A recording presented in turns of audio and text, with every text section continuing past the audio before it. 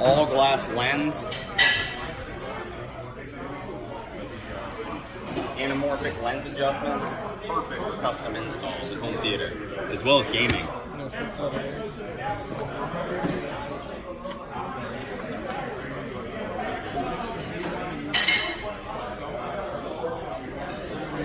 Side ports.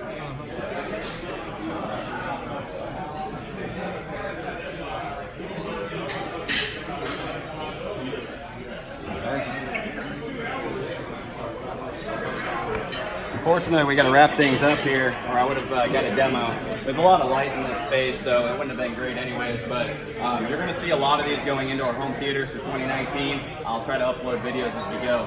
Thank you for watching, guys. Don't forget to subscribe down below. This is Zach with Dreamedia Home Theater.